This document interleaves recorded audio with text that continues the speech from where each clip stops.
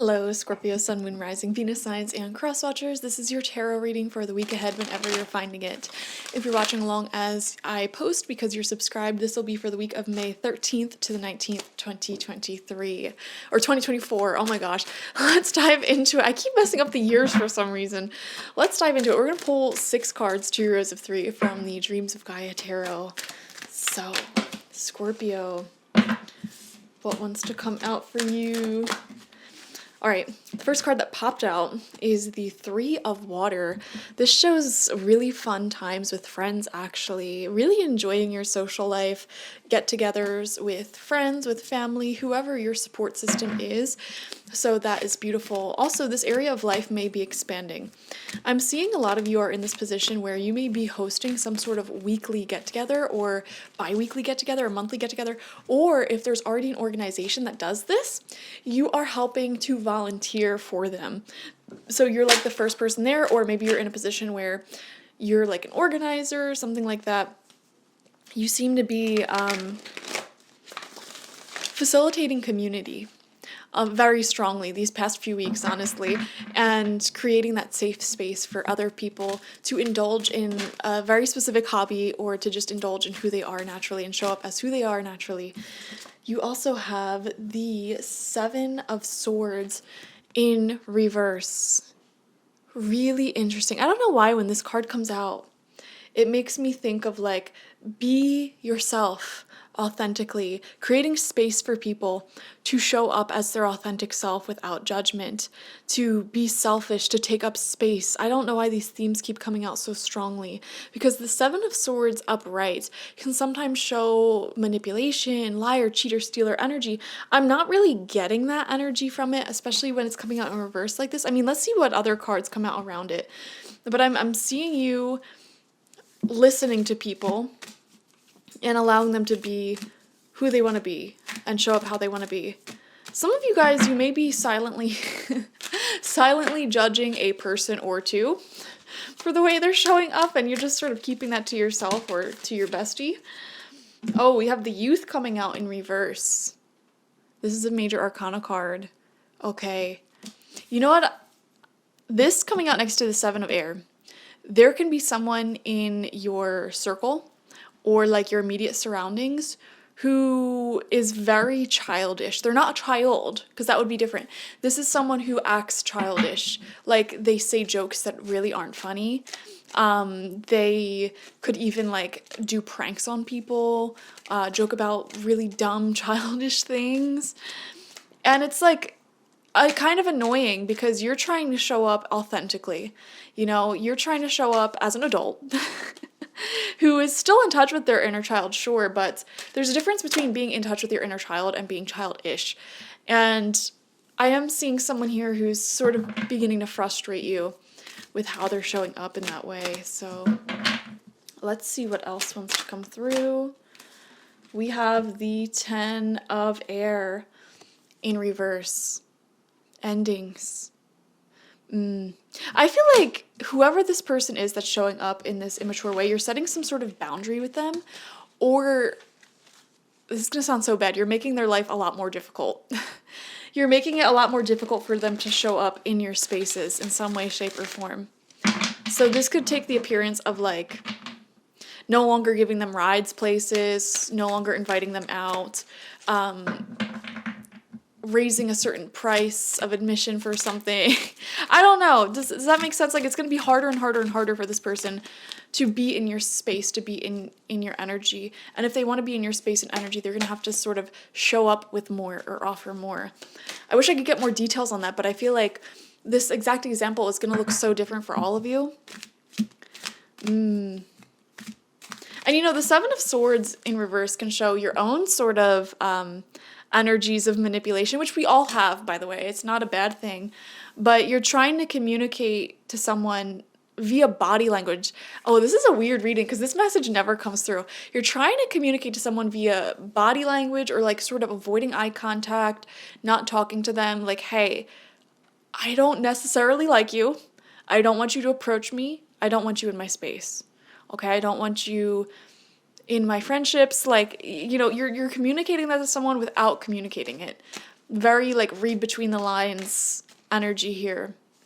Or you're trying to, because it feels like this person is encroaching upon a group of people and fun that you actually really, really have. You know, like, for example, if this is coworkers, you could have like a group of coworkers that you adore, you love joking around with them, and then this one person shows up and you just don't even like when they're present. You don't even like when they're there.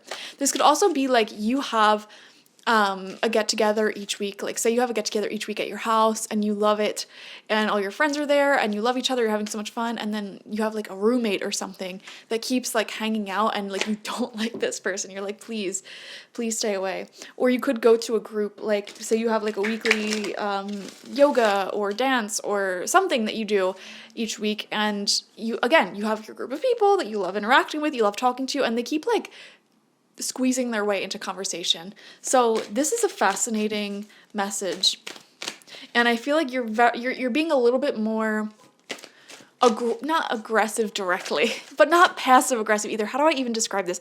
It's like you're psychically trying to communicate through your energy, through your body language, like, we don't want you here. And I don't want to make it sound like you're being this bully who's trying to like isolate someone, but honestly, like, I don't think it's bullying. You know, we don't have to get along with everyone. And I know it's great to play kind to everyone, but some people just, it's like, read the room, you know, read the room. Your jokes are not funny. We do not like your comments. We do not like your judgments, your criticism. Like, this person doesn't seem like they're a nice, kind person. It would be one thing if they have a good heart, they're a good person, and you're judging them harshly for something totally surface level, like how they dress or whatever. But it's a whole nother story when they aren't being a good person and they're coming into your safe space to relax with their weird, judgmental, not funny, childish behaviors. Like, this is my space where I recharge, where I want to talk to the people that I want to talk to. And so, yeah, I see a little bit of frustration this week trying to communicate to this person very indirectly to kick rocks. All right, let's see what else wants to come through. So, yeah, you're in your Seven of Swords energy. We have the Five of Earth coming through. Wow. Yeah, this came through for another sign, and I was having a hard time reading it, and I think I read it from the book. I'm not going to do that again, but we see here all of the cards are in his hand. He's very in control.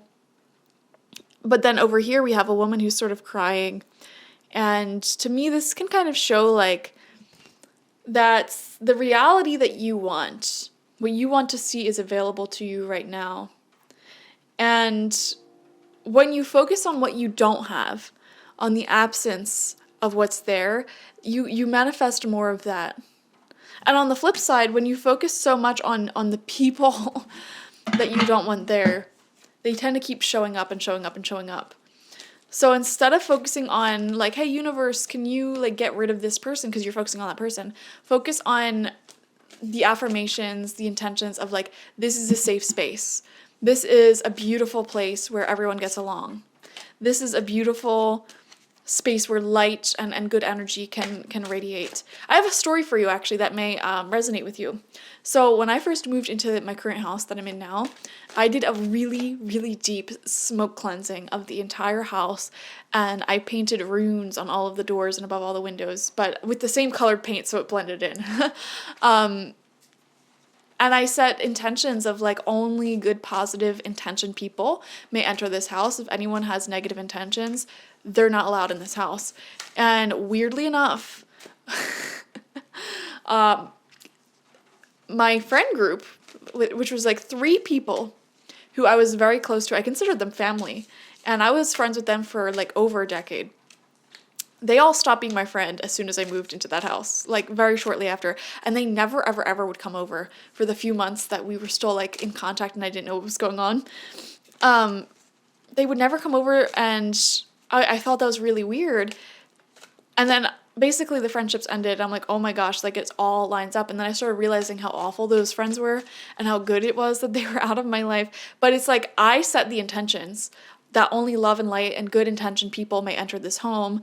And it literally repelled that negative energy that I thought was so close to me. So you may want to do something similar in your life at this time, some sort of energy cleansing, setting the intention of good vibes, good people, etc., and clearing out anyone who wishes harm, or anyone who just has a very, very deeply negative energy. Okay, final card out. We have the Seven of Fire. Or is this Earth? Or is I never know with this deck. This is what it looks like, though, and I'm just going to pick up the vibes based off of the artwork. We have 2 cats there. We have a lotus in a bowl, and a woman who's sort of like... very beautiful. And then, of course, an eye open here where the crown chakra is. And I'm viewing this as self-protection, actually. Yeah, 7 of Wands. That would be a card of self-protection, right? This does look like 7 of Fire, doesn't it? Yeah, let's see. This is definitely 7 of Fire, which is self-protection, setting healthy boundaries. No longer necessarily tolerating energies and influences that really tease and test your boundaries, who don't value or respect your property, your energy, your time. It feels like you're removing people like that. And you're really focusing on those people, hobbies, and communities where you can really let loose and be yourself. You know what this feels like? It feels like being around someone who's very judgmental. You know, and they may not be judgmental to you or anyone you know directly, but it's like you've heard them say very judgmental things in the past. And it's like, I want to, you know, express my unusual quirks. I want to express my unusual self here. And I can like feel you silently criticizing me. And I just don't want that energy in my circle. I don't want that energy in my safe space, my community. But it's like, how do we, this is where it gets tricky, because, you know, you don't want to be mean to anyone. You don't want to be a bully. You don't want to be cult-like. But at the same time, like, how do we communicate this to protect the space from people like this who may not have the best intentions? And you being Scorpio, you're very psychically sensitive. You can pick up on other people's energy and intentions. And you could feel like a sort of ickiness coming from someone. So I think this week is all about navigating how to handle that. And sort of setting up blockages that'll make it more difficult for whoever this person is or these people are to keep being in your space, you know? So thank you guys for joining me. I hope you didn't take this reading the wrong way. We're not trying to bully anyone out here. And definitely watch for your sun, moon, rising, and Venus signs this week, because there is way more to your week than just this one situation. Like this video, comment how it resonated down below, and subscribe to the channel if you've not already. If you want a personal reading with me one-on-one, the link to that is always in the description box, spiritpsychic.org. I also offer my intention oils there and spiritual life coaching sessions there, so check it out. Bye-bye.